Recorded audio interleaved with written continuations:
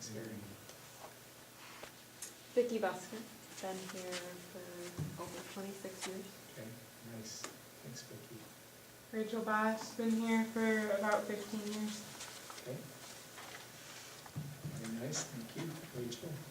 Mary Rosendahl, and I've been here for 3 years. Okay, the newbie. Put her in Nice. charge. Yeah, fresh meat. I'm Lois Smits, and I've been at Park for 38 years. Okay, great. Thanks, Lois. So, Kurt shared with you that I'm a recovering engineer. Any engineers in here other than Kurt that I just offended? That's what my wife calls me. I'm often known as Mr. Amanda Price. Does that mean anything to you? Yeah, so she's my state representative. Okay. Yeah, we've got a thing going on. We've been married for 37 years, started dating in high school, we were in junior high, so we've had a thing going on for a long, long time. And I'm very proud of her as my state representative. She represents the north side of Holland, up to Grand Haven and Spring Lake. Kind of that thing. And she's about to be booted out, because term limits. So, anyway. Are we ready to rumble? Are we waiting on anybody or not? So Jamie's on her way, right? Anybody else? I think everyone else is good. Todd's still on vacation? Shall we briefly, I mean, just, we're going to spend some longer time in prayer later, but shall we at Yeah. least open with prayer? Just- Yeah, let's do that. Why don't we open it up? I'll start, and, Rick, you wanna close? Sure. All right, let's pray. Father, with the sun coming through the windows, we pause to give you thanks. We ask that you be among us by your Spirit over the next hour or two. We pray that you guide our conversation and our learning. Thanks for Roger and his willingness to be with us and to share some of the insights and principles that he's come to know and value in his journey. We pray for those of the committee who aren't with us tonight. We pray that you would keep them safe and give them good vacations or whatever. We pray for Mary too as she recovers from treatment. We pray that your hand would be on her and that you would continue to bless her with improved health and that the treatments may be 100% effective and that she could join us again very soon. I also pray that you would start to tug on the heart of a leader somewhere, that even now your Spirit would start to work and that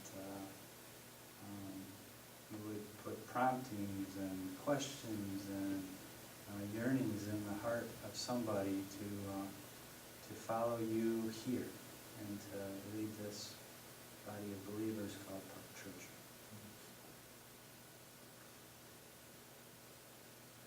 Lord, I pray for the leadership of Park Church. I pray for the staff. I pray for Doug as he leads us.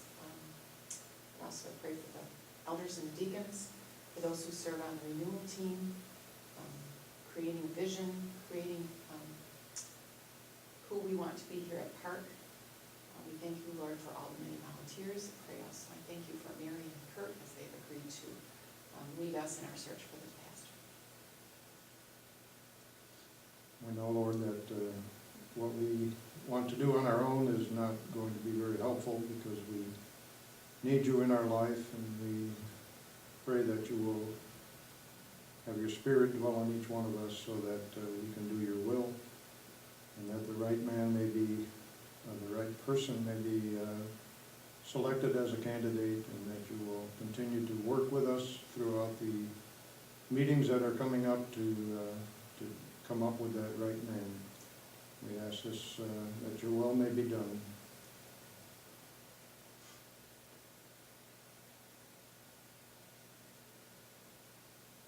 Dear God, we just thank you for being an awesome God and all-knowing, and we just lift this whole process before you, that you bless it and guide us, and your Spirit lead us in what we're doing here, and just you, that candidate, whoever that person may be, and bless this process, and bless those that give us wisdom in this as well. I pray these things.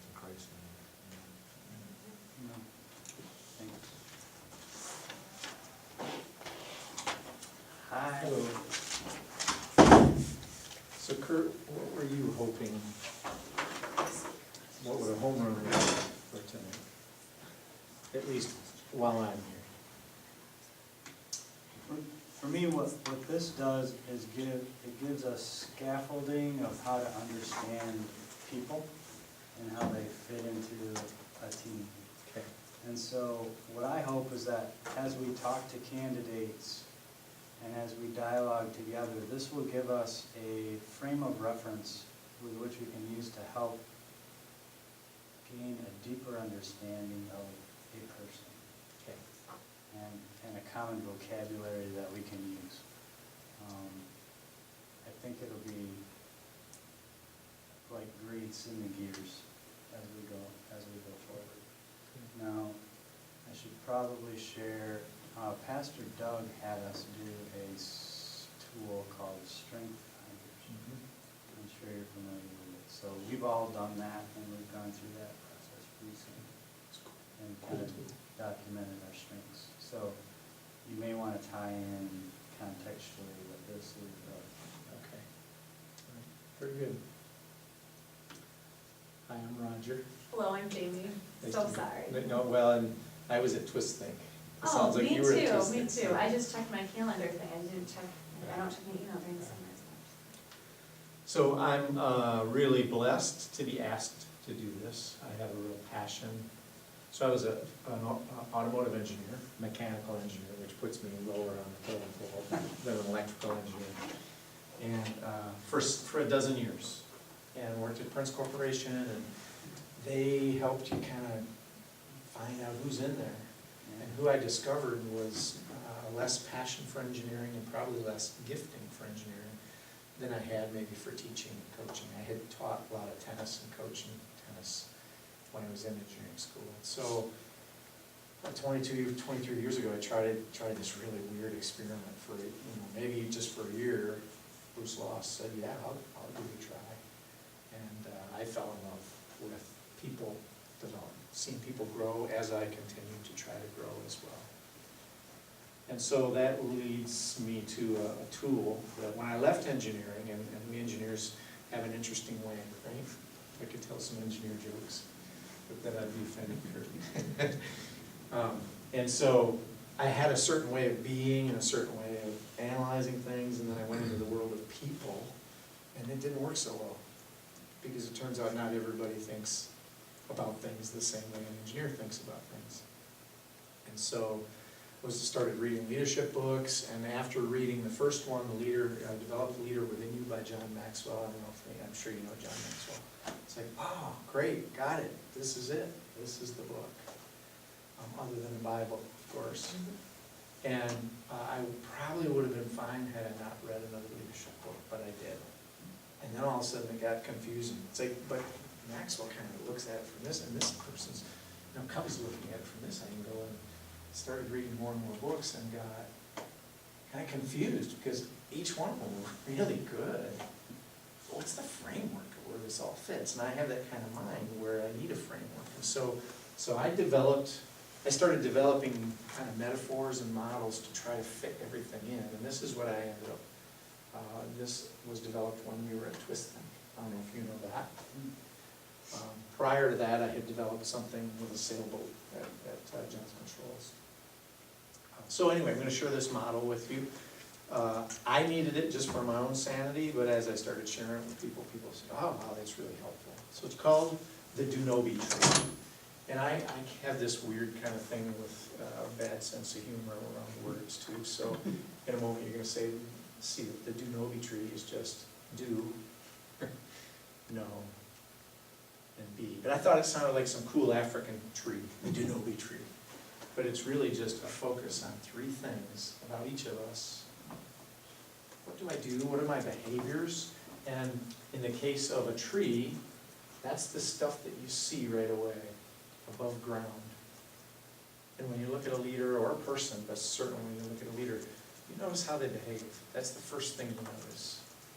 How do they behave? And sometimes, it's not wonderful. Sometimes it's amazing.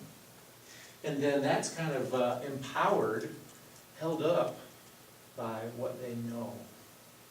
And so that's the trunk of the tree. And you can see that after a while, you start to see what knowledge they have, what skills they have. But what's a little more mysterious for a leader, or for any person, is who are they? Who do they be, to use poor grammar? And that's like on a tree, you know, I love this image of a tree, because you get to see what's going on the ground. It's really complex, and it's all over the place, and it's as important as to kind of who's inside me as roots are to this tree. Yet we don't often go to psychologists, of course, go deeply in and say, who's in there? But in a lot of the leadership development stuff that I was doing and they were reading about, it's like, there wasn't a whole lot about what I would call character. This isn't just moral character, it's just sort of, who did God create in here? And you're very different than I am. I don't know how yet, but I know you are. And each one of us is very unique. And so this is that framework to try to understand.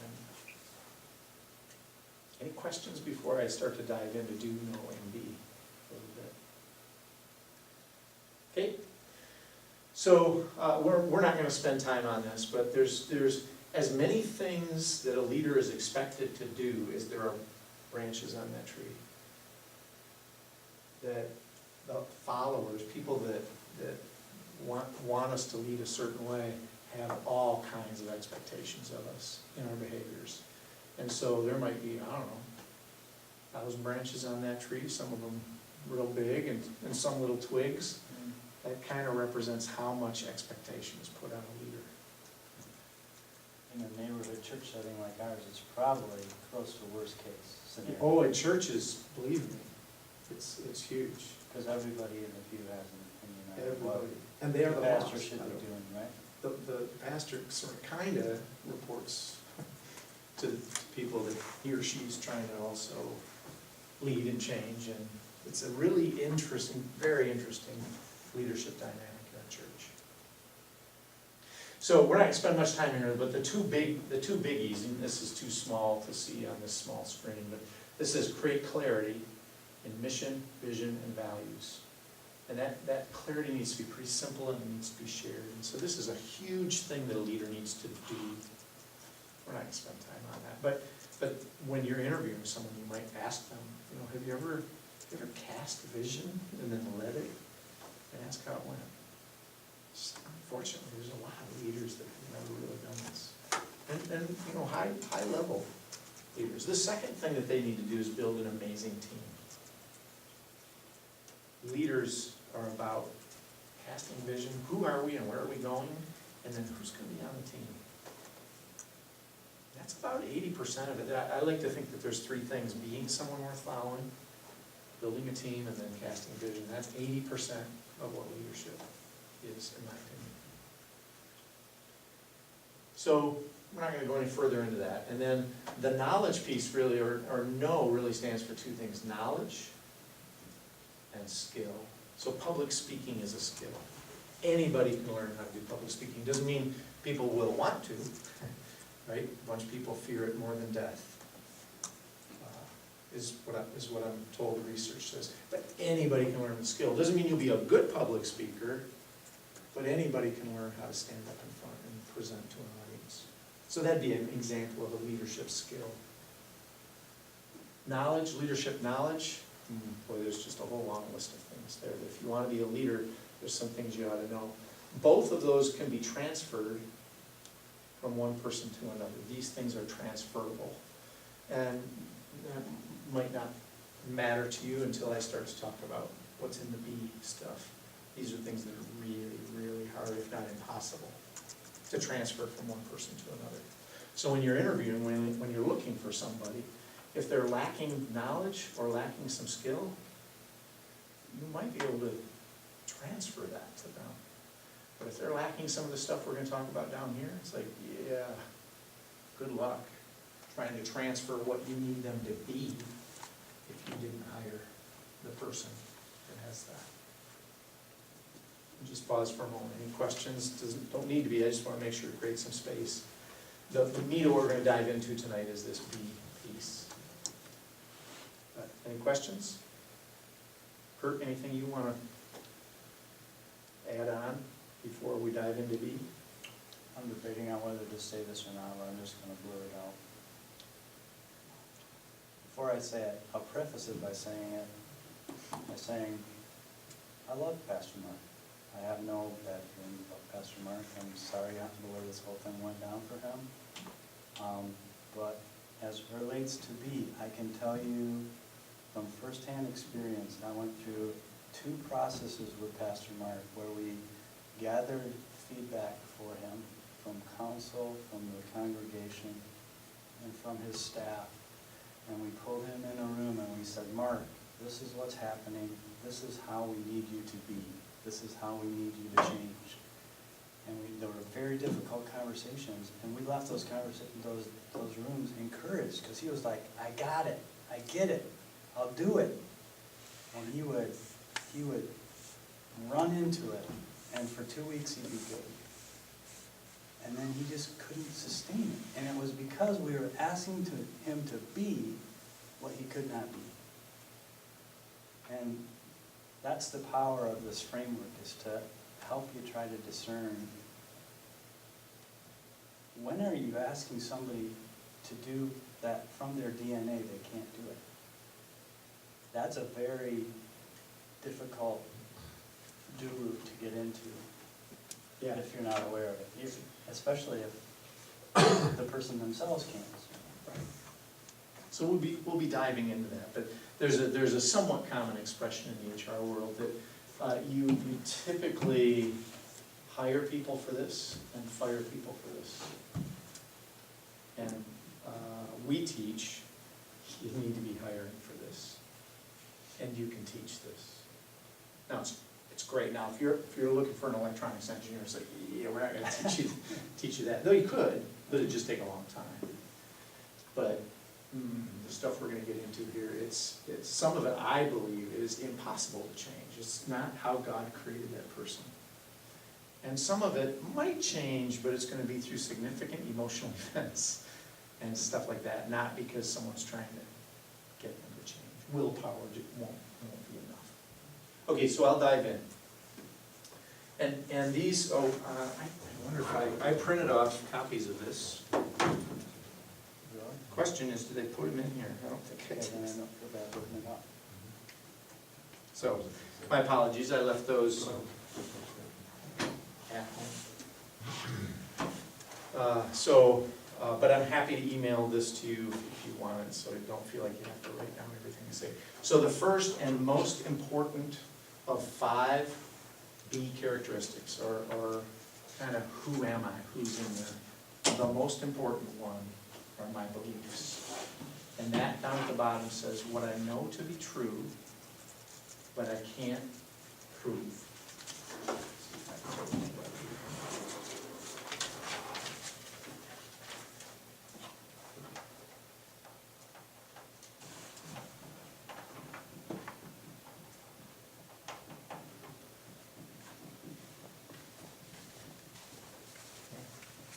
Hopefully you can start to read those. So beliefs, there's this root, kind of a bunch of roots that kind of go down. I don't know if you know what a taproot is, but it goes deepest down to get the water. And to a mechanical engineer, I also know that creates this really strong lever arm that helps the tree stand, because it's got this thing going way down that it does not want to let that tree tip over. Really important root. And that's what I think beliefs are. I know to be true, but I can't prove. Can somebody give me an example? Now, we could talk about, I believe in the Lord Jesus Christ, and because of He giving His life and His blood, I'm saved, and my sin is covered. Okay, so that's a belief. But what about sort of a pragmatic, practical kind of belief? Something you know is true, but you can't prove it to anybody. Would that be like the wind blowing kind of a thing, or not? Maybe, See the metaphorically, result? Yeah. maybe. Okay, so let me give you a practical one. I believe, and so you might not like this, but I believe I can go 5, 6, 7 miles an hour over the speed limit, not get a ticket, and still be very safe. In fact, maybe safer than going the speed limit, because if everybody else is doing that. I believe I'm safer, but I can't prove that to you. but I do believe it. And I've got a bunch of data that supports it. I haven't gotten a ticket. And I do go 5, 6, 7 miles an hour, 8. You know, there's an expression, 8 you're great, 9 you're mine. Right, so I don't know if that's true or not, but I'm pretty sure that 5, 6, or 7. And I think it's okay for me to do that. Now, someone else can go, hey, dude, you're breaking the law. And I believe that you should, be pulled over. So that's an example of a kind of a pragmatic belief. I believe these slides will be a good way to present this to you, rather than to draw it on the board. Now, I can do it on the board also, but I can't prove that. But my guess is that the slides will work better. So my beliefs, I've got thousands of beliefs. This sort of forms a lot of how I'm going to behave. Okay, can you think of another example? Something you believe, but can't prove. I believe everyone can learn if they want to. Yeah, great one, great example. How about, can I take the corollary that people that don't want to seldom do? Do you believe that also? Yeah. It's a great example of what I'm talking about. So, who's inside you, I think the most important thing is beliefs. When we teach this to classes, we then at some point stop and play an Andy Stanley piece. Because he has a piece on how powerful beliefs are, more than anybody I've ever heard. And I thought, well, I would never steal anything. And yet if it stirs my own thoughts up from his, it's like, there's no sense in me trying to, let me just show Andy Stanley on this. Okay, so we'll dive into that a little bit more in a bit. Second is values, and this says that which is most important to me. Now I think a lot of my values, the things I value, come out of things I believe, but not always.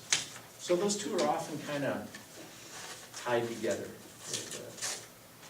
These two are the two most important things, in my opinion, of who you're going to hire, of what you're looking for. What would be an important belief and or an important value in the person that you're looking for? What do they need to believe? Yeah, Jesus is Lord, got that, they're a pastor. What do they need to believe about church? To be a good fit at Park Church? Is this a rhetorical question? or No, is it- no. Any thoughts? Believe that they can empower others to serve as leaders in the church Yes. and teach them. And value others. Yeah. And not every pastor does, right? I know some pastors that believe preaching is the whole deal. And they value amazing preaching, and they are amazing. But then you look at their behaviors and they might not live out what they're preaching. And at some churches, that's fine. But that would be a really good example. So it's pretty important that this team gets pretty clear on, not the whole long list, and do they speed like Roger, but what are 3 or 4 or 5 really important beliefs that we're looking for in a future pastor? You've had different pastors here, and you know what worked really well and what didn't work well. And goodness, it sure would be nice to be able to make that decision well. By getting clear about we're looking for someone like this. So when we interview, we want to look for evidence that they want to empower people. If everyone would agree with that, they want to empower people and care about people. There's a lot of, I'm not sure I should share all the secrets about pastors that I've learned, but there's a lot of narcissistic pastors. Right? I don't know what that word means. That word means it's all about them. They're the center of the universe. My definition of it. And they love being in the limelight. And they love making the decisions, and it's about them. And narcissism is actually a pretty nasty condition for the human being. And it's the opposite kind of what Jesus called us to be. And so I learned from seminaries that we run into more of that than we would really like to. So I personally, because I'm so against it being about me, you know, if I'm that pastor, boy, I'm gonna be asking questions in that interview process to try to look for, is it about caring for other people? Is it about empowering other people so they can shine? A narcissistic pastor is not gonna want other people to shine. She or he, I think most of them are he, loves to shine, loves to be the center of attention. Okay, so that's beliefs and values. Any questions about those? Those are huge.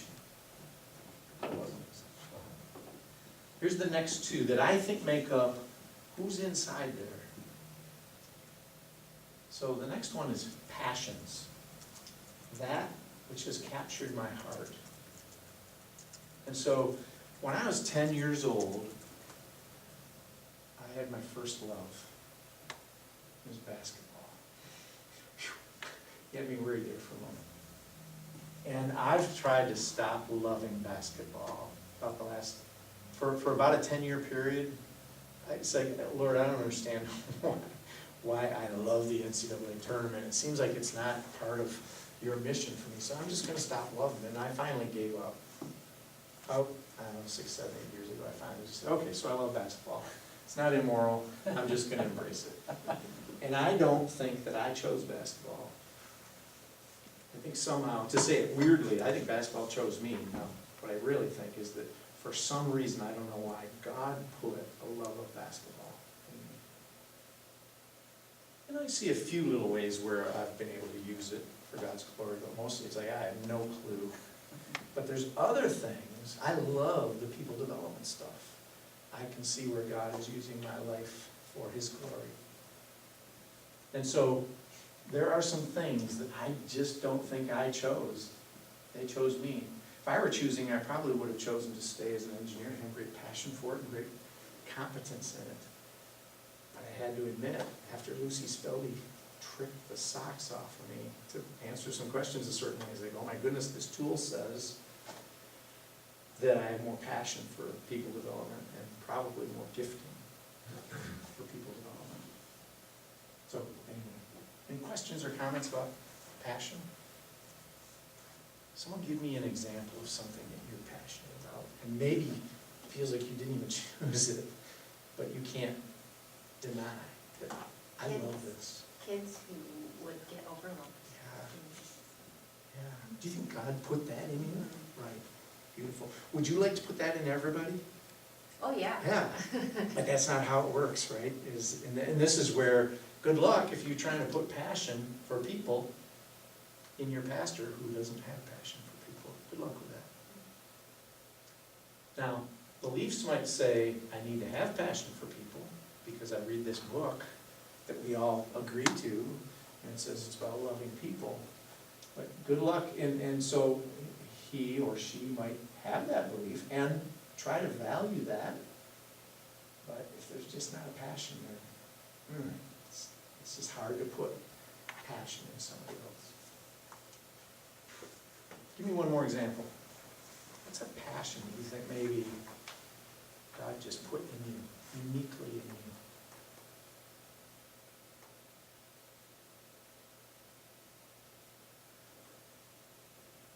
I'll outweigh you. I'll just let you know. I could say youth and the beach, Youth and the beach. with a Nice. side order of lots of sports. Nice, beautiful. See, it's good to know that about yourself. And if you try to deny that, I don't know, maybe it'll work, but I just think God created you that way. God wants you to have great joy for certain things, and it's gonna be different than what other people have. Okay, so I think you get what I'm talking about here. Passion, by the way, is a fuel. That if I have to overcome all kinds of obstacles in my leadership, I have passion for it, it will help me get through those. If I don't have passion for it, I might be able for 2 weeks be who Kurt wants me to be, but I just can't sustain it. I don't have the fuel for it. And he might have believed what you were saying and even valued what you were saying. But whatever it was, he just might not have had enough passion to truly fuel for a long burn. Okay, here's next. gifts. And it says, and voids. Voids are the opposite of gifts.